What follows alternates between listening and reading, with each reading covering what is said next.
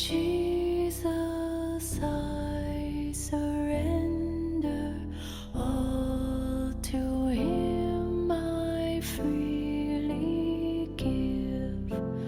I will ever love and trust Him, in His presence daily live.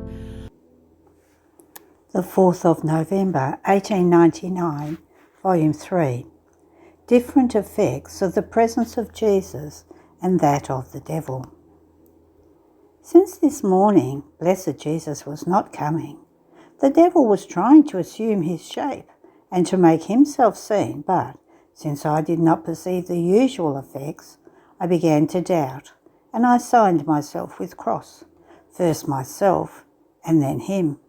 And the devil, in seeing himself signed, was trembling. Immediately I rejected him without even looking at him. After a little while my dear Jesus came, and fearing that it might be the evil spirit once again, I tried to reject him, invoking the help of Jesus and of the Queen Mama. But to assure me that it was not the devil, he told me, "My daughter, in order to be assured of whether it is I or not, your attention must be on the interior effects, whether they move toward virtue or toward vice. In fact, since my nature is virtue, I make my children heirs of nothing else but virtue. You can also comprehend this from the human nature, which is made of flesh. If it happens to develop some wounds, the flesh becomes rotten, and one can say that it is no longer flesh. In the same way, if my nature could retain even the slightest shadow of vice within itself, it would cease to be the God that it is, which can never happen." End of the reading. The 4th of November, 1909, Volume 9. With his beatitude, God renders all heaven blissful, because everything is harmony in him. After having received communion, I was saying to my adorable Jesus, I am now tightly united with you. Even more, I am identified with you. If we are one single thing, I leave my being in you and I take yours. So I leave you my mind and I take yours. I leave you my eyes, my mouth, my heart, my hands, my steps. Oh, how happy I will be from now on. I will think with your mind. I will look with your eyes. I will speak with your mouth. I will love with your heart. I will work with your hands. I will walk with your feet. And if something comes to me, I will say, I left my being in Jesus and I took his own. Go to Jesus and he will answer you for me. Oh, how blissful I feel. Ah, yes, I take from you also your beatitude. Isn't it true, Jesus? But my life and my good, with your beatitude, you render all heaven blissful, while if I take your beatitude, I make no one blissful. And Jesus told me, my daughter, you too, by taking all of my being along with my beatitude, can make others blissful. Why has my being the virtue of beatifying? Because everything is harmony in me. One virtue harmonizes with the other. Justice with mercy, sanctity with beauty, wisdom with strength, immensity with depth and height, and so with all the rest. Everything is harmony in me.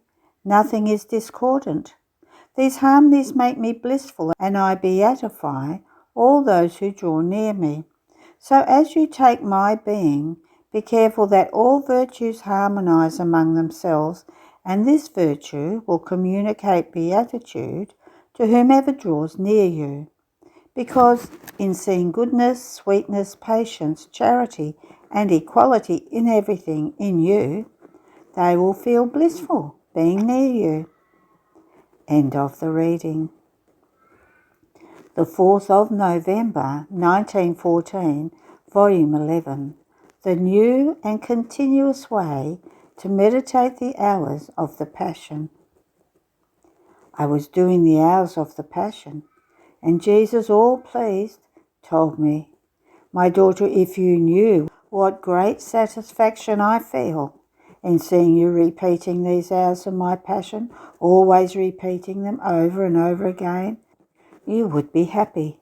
It is true that my saints have meditated my passion and understood how much I suffered, melting in tears of compassion to the extent of feeling consumed for love of my pains. However, not in this continuous manner, always repeated, and in this order. Therefore I can say that you are the first one to give me this taste, so great and special, as you keep fragmenting within you, hour by hour, my life and all that I suffered. I feel so attracted that hour after hour I give you this food, and I eat the same food with you, doing what you do together with you. Know that I will reward you abundantly with new light and new graces, even after your death.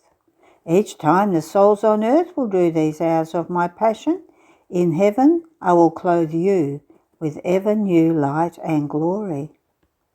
End of the reading. The 4th of November, 1915, Volume 11. The scourge of the war must continue until people and priests are purified.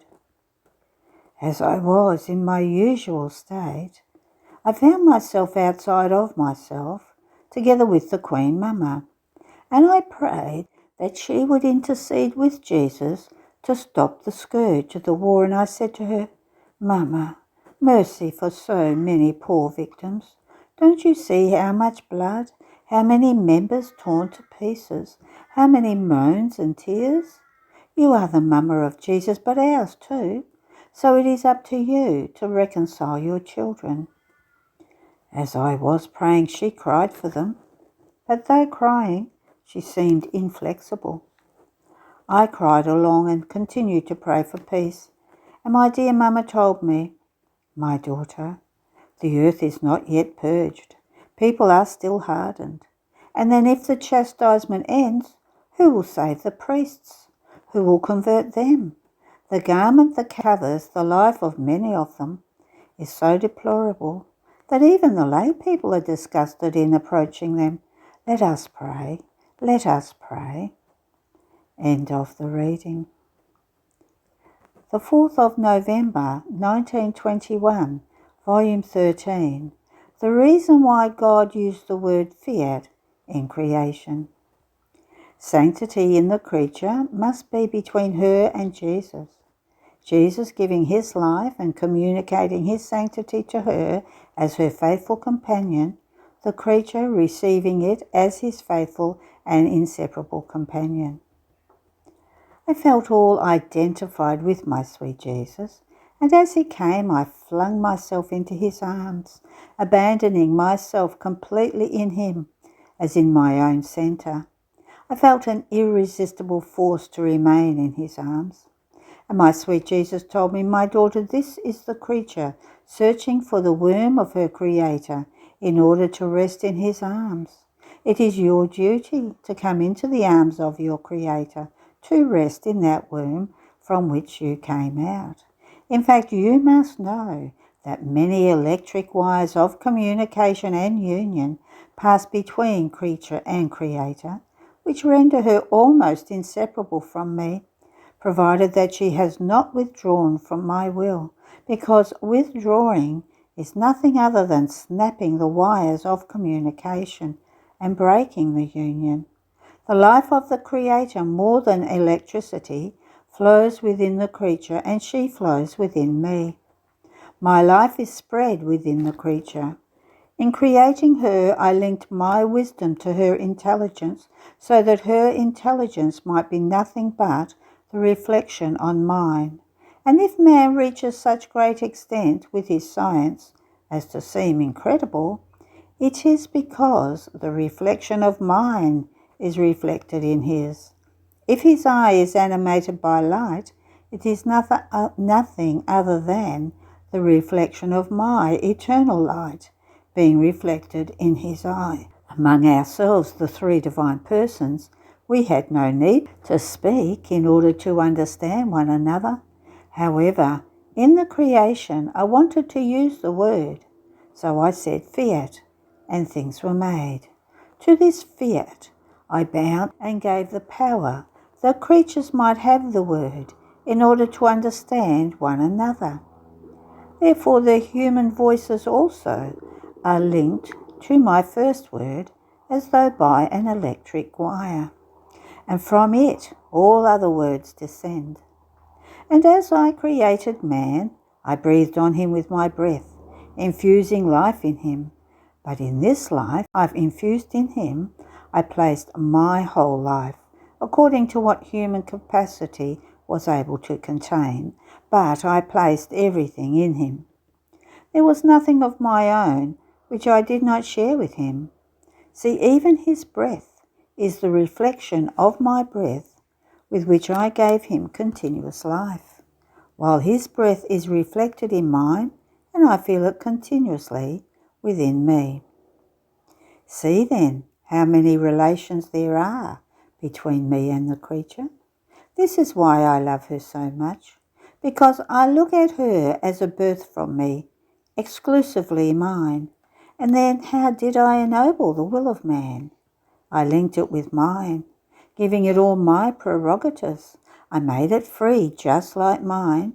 And if to the body I had given two little lights, limited and circumscribed, which started from my eternal light, the human will I made all eyes.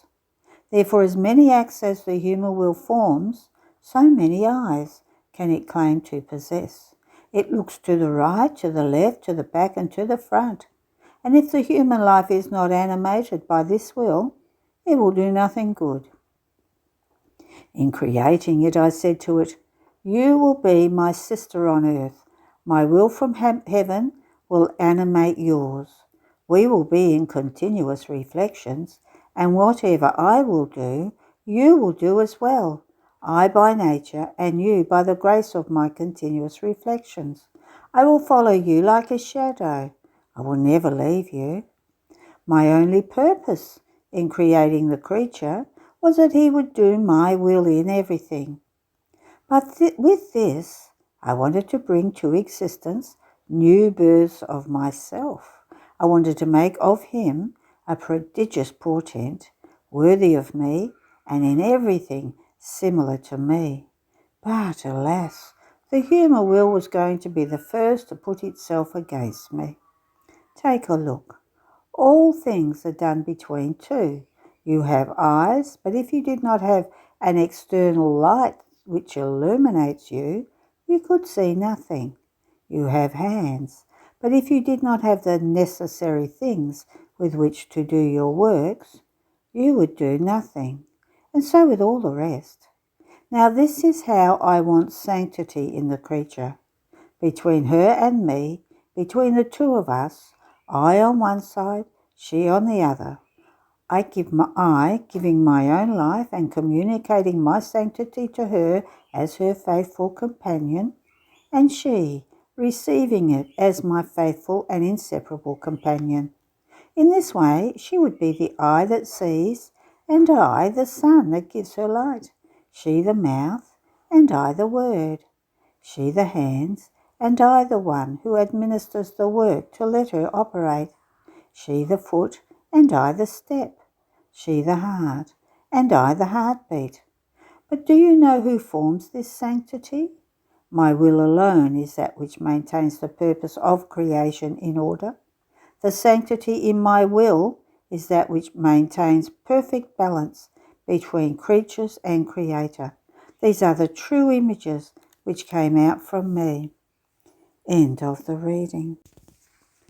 The 4th of November, 1926, Volume 20. How the Most Holy Virgin was the faithful copy of her Creator and of all creation. How the Divine Will has the virtue of changing drops of water into sea. The Divine Will veiled within created things. I was in my continuous state in the Supreme Will, praying my Queen Mama to help me to impetrate this kingdom of the eternal fiat, and my sweet Jesus, moving in my interior, told me, My daughter, the most perfect copy of the children of the kingdom of my will was my celestial mamma, and because it had its first daughter in it, redemption could come. Otherwise, had we not had the first daughter of our will, I, the eternal Word, would never have descended from heaven. In order to descend upon earth, I would never have made use of, nor trusted, children who were extraneous to our will. So you see, a daughter of our will was needed for the coming of the kingdom of redemption. And because she was daughter of the kingdom of the eternal fiat, she was the faithful copy of her Creator and the perfect copy of all creation. She was to enclose all the acts that the supreme will exercises in all created things, and because she had the supremacy and sovereignty over all creation, she was to enclose within herself the heavens, the stars, the sun, and everything, so that the copy of the heavens, of the sun, of the sea, and also of the earth, all flowery, might be found in her sovereignty. So in looking at my mamma, one could see in her portents never before seen. One could see heavens. One could see most refulgent sun. One could see crystal clear sea in which we reflected ourselves in order to see our daughter. One could see earth at springtime, always flowery, that attracted the celestial maker to take his strolls in it. Oh, how beautiful was the celestial sovereign, as we saw in her not only our copy, but all of our works enclosed in her, and this because she enclosed our will within herself. Now for the coming of the kingdom of the supreme fiat, another daughter of our will was needed, because if she were not its daughter, our will could entrust to her neither its secrets, nor its sorrows, nor its knowledges, its prodigies, its sanctity, its dominions. Just as a father and mother enjoy making their goods known to their children and making their children possess them, even more they would like to possess more in order to make them more rich and happy. So does my will enjoy making its goods known to its children, to make them rich and happy, of a happiness without end. Now in the kingdom of the supreme fiat, we will have the copies of the sovereign queen. So she too longs for and awaits this divine kingdom on earth in order to have her copies. What a beautiful kingdom it will be, a kingdom of light, of infinite riches, a kingdom of perfect sanctity and of dominion. Our children of this kingdom will all be kings and queens. They will all be members of the divine and royal family. They will enclose all creation within themselves. They will have the resemblance, the physiognomy of our celestial Father, and therefore will be the fulfillment of our glory and the crown of our head. Then I remained thinking about what Jesus had told me, and I thought to myself, before she knew that she was to be the mother of the Word, my mamma had no pain or sorrow. Or so, since by living within the expanses of the supreme will she was happy. Therefore among the many seas she possessed, she lacked the sea of pains. Yet without this sea of sorrow, she impetrated the longed-for Redeemer. And Jesus, resuming his speaking, added, My daughter, even before knowing that she was to be my mother, my dear mamma had her sea of sorrow. And this sea was the pain because of the offences given to her Creator. Oh, how she grieved! And then this pain of hers was animated by a divine will that she possessed, and that contains the virtue of a fount. It has the virtue of changing everything that is done in it, the littlest things, the drops of water, into unending sea. My will does not know how to do small things, but all great. And this is so true that it was enough for us to open our mouth to say fiat in order to extend the heaven whose boundaries cannot be seen. One fiat to form a sun that fills the whole earth with light, and many other things. This says, in clear notes, that if my will operates or invests an atom, a little act, that atom, that little act, becomes sea, And if it bends down to do small things, it makes up for them with its regenerative virtue, making of them such a great number that man cannot arrive at counting them all. Who can arrive at counting how many fish and how many species are in the sea? How many birds, how many plants fill the earth? Therefore the little I love you in my will becomes sea of love. The little prayer turns into sea of prayer. The I adore you into sea of adoration. The little pains into sea of pains. And if the soul repeats her I love you, her adoration, her prayers in my volition, and suffers in it, my will rises, forming gigantic waves of love, of prayers, and of pains that go to unload themselves into the unending sea of the Eternal One, in such a way as to place the love of God and that of the creature in common, because one is the will of both one and the other. Therefore, one who lets herself be dominated by my will possesses as many seas for as many acts as she does in it. And while she does little, she has much. She has a divine volition that delights in making of the little act of the creature a sea. And only with these seas can she impetrate the longed-for kingdom of the divine fiat. This is why our newborn, the little daughter of my will, was needed, so that turning her little pains, her I love you, and everything she does into seas that communicate with the sea of the Eternal One, she can have ascendancy to impetrate the kingdom of my will. After this, I was thinking to myself, when my sweet Jesus speaks about his will, he always touches upon creation for the most part. How is it? And Jesus, moving again, told me, my daughter, one who must live in the kingdom of the supreme fiat must have as her beginning her origin, and everything that my will has done and is doing for love of her. In fact, my will is not loved because it is not known. Now creation is the speaking life of my will. In all created things my will is hidden, like a noble queen who, in order to go out, wants to be known. Knowledge will tear the veil that hides it, so as to go out and reign in the midst of its creatures. And who can make known what my will does for love of creatures better than creation, that is looked at and touched by everyone with an act ever present? My daughter, look at the passionate love of this noble queen. She reaches the point of veiling herself with earth in order to render it firm, so that man may walk safely upon it. And as she walks over the veil of earth that hides her, she takes the soles of his feet in her noble and royal little hands, so that man may not stagger, in order to give him firm step. And while holding, through Mother Earth, the souls of man tightly to her noble breast, she would want to go out, unveiling herself of the veil of earth that covers her. But man walks over her without even paying attention to see who is sustaining his step, who maintains that great mass of earth so firmly for him, so that he may not stagger.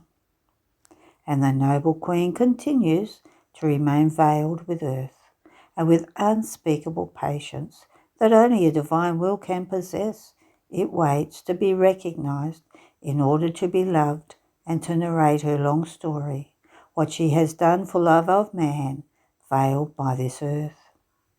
And her love is so great that many times she feels the necessity to tear that veil of earth that covers her, and making use of her dominion, she shakes the earth, and with her empire hides cities and peoples into her bosom, so that man may know that inside that earth under his feet there is a will ruling and dominating, that loves and is not loved, and that sorrowful shakes itself to make itself known. In the Gospel one can read with wonder of when prostrated at the feet of my apostles, I washed their feet, and I did not skip even the perfidious Judas. This act that the Church remembers was certainly very humble and of unspeakable tenderness, but I did this act only once. But my will descends even lower. It places itself under their feet with a continuous act, in order to sustain them, to render the earth firm, so that they may not fall into the abyss. Yet no attention. This noble queen is waiting with invincible patience, veiled for so many centuries in all created things, for her will to be known. And when it becomes known, she will tear the many veils that hide her, and will make known what she has done for so many centuries for love of man. She will say unheard of things, excesses of love that no one has ever thought of.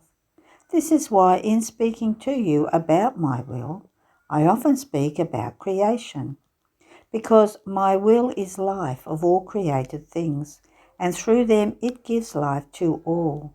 And this life wants to be known, so that the kingdom of the eternal fiat may come. Everywhere my will is veiled.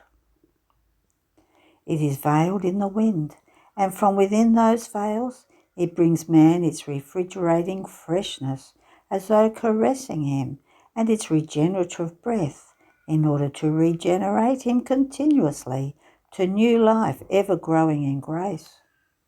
But the noble queen, veiled in the wind, feels her caresses being rejected into offences, her freshness into ardours of human passions, and her regenerative breath being requited with a deadly breath against her grace. And she shakes her veils, and the wind turns into fury, and with its might it sweeps away peoples, cities, and regions, as if they were feathers, making known the power of the noble queen hidden in the wind. There is not one created thing in which my will is not veiled, and therefore all of them are waiting for it to become known, and for the coming of the kingdom of the supreme fiat, and of its full triumph. End of the reading.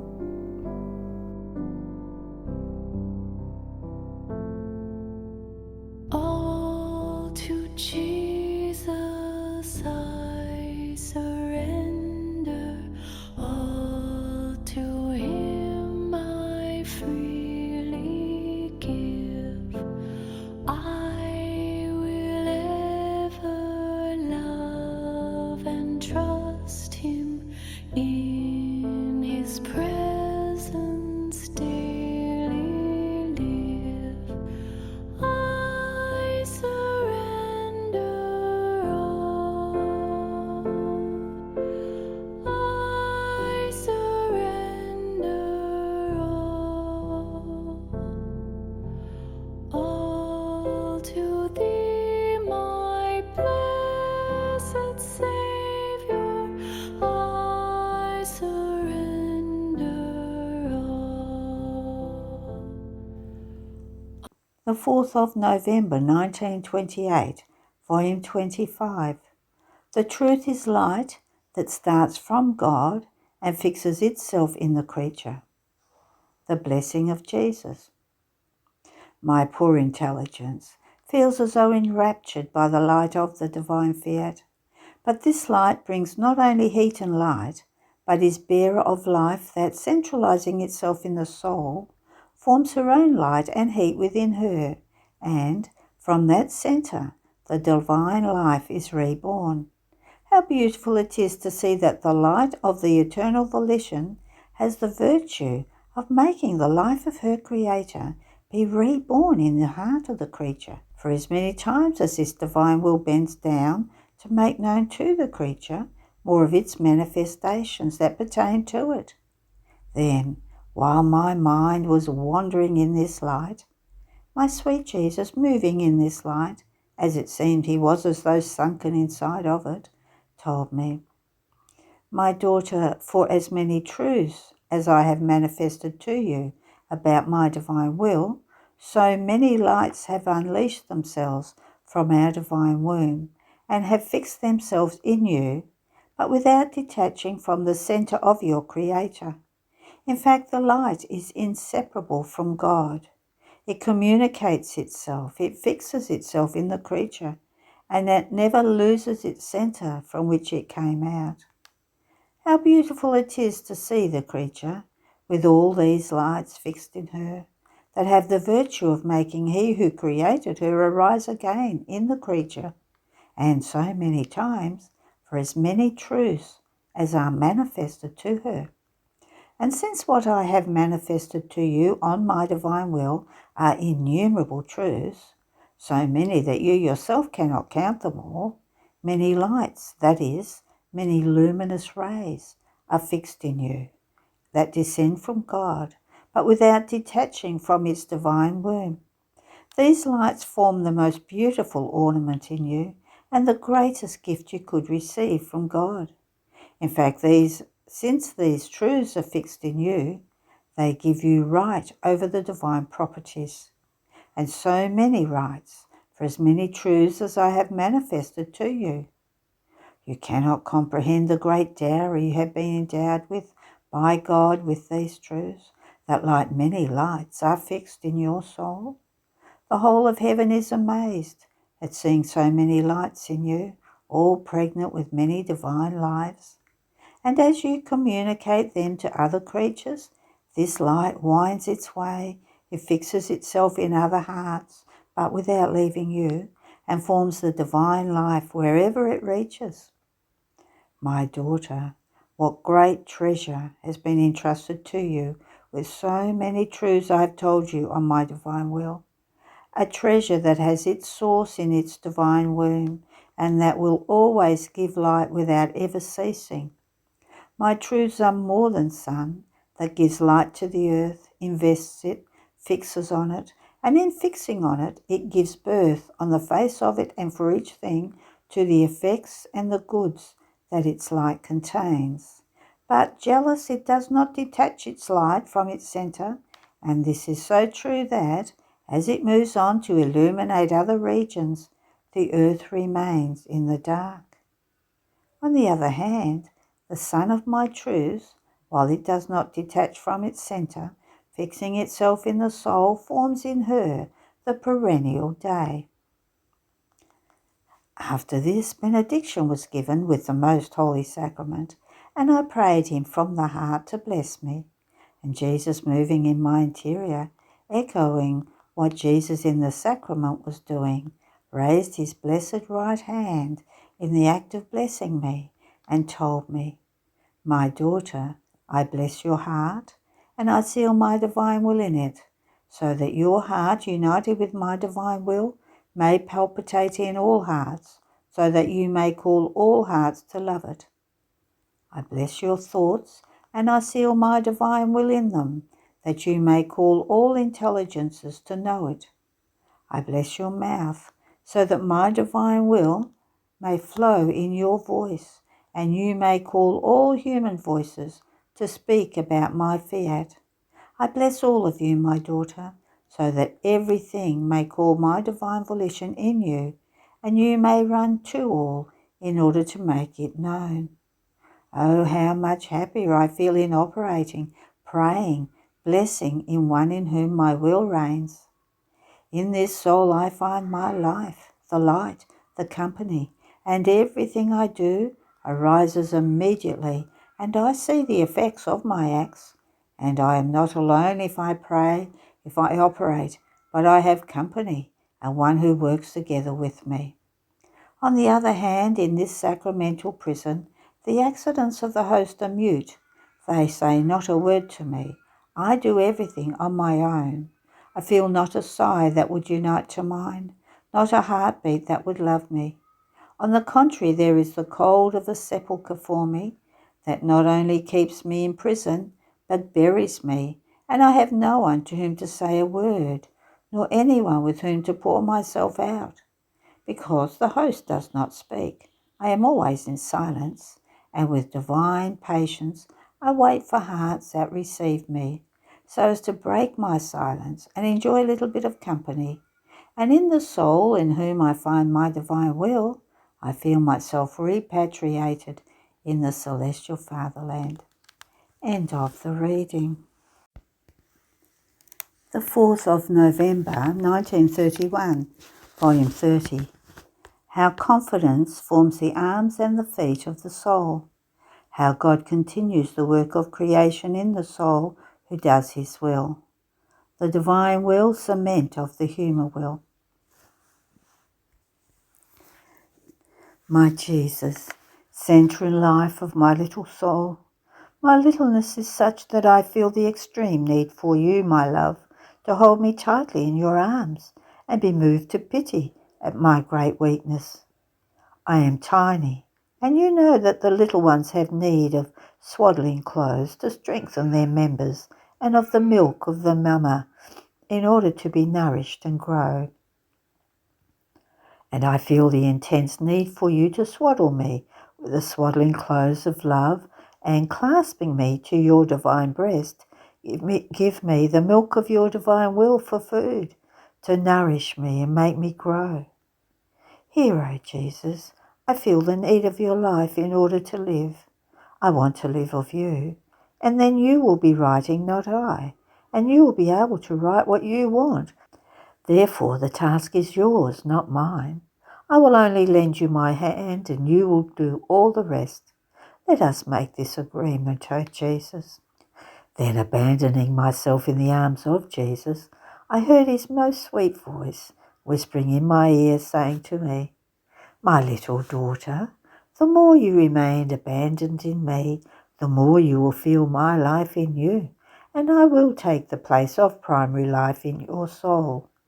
Know that true confidence in me forms the arms of the soul and the feet in order to climb up to me and clasp me so tightly that I cannot unbind myself from her. So one who has no confidence has no arms nor feet. She is a poor cripple. Therefore your confidence will be your victory over me, and I will hold you tightly in my arms attached to my breast to give you the continuous milk of my divine will.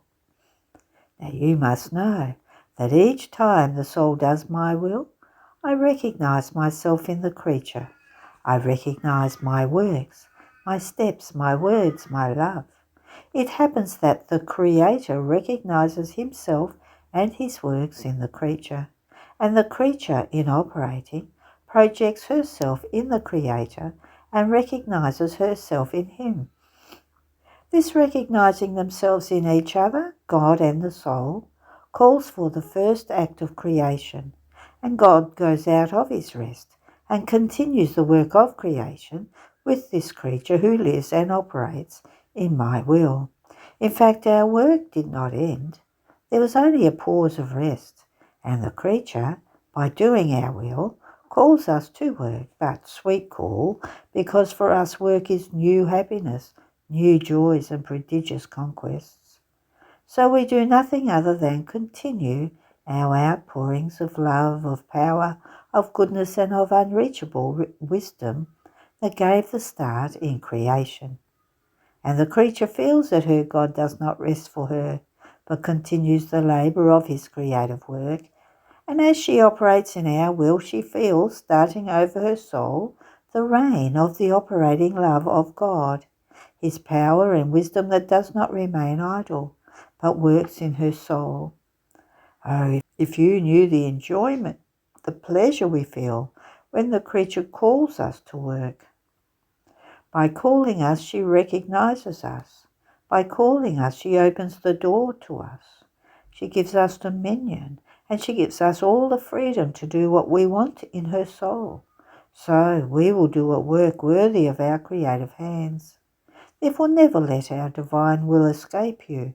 If you want our work to be continuous, it will be your voice bearer and ours, in which you will emit your voice to call us, and we will hear the sweet whispering to our ear, and will immediately descend into our own will within your soul to continue our work. In fact, you must know that the continuous acts form fulfilled life and works.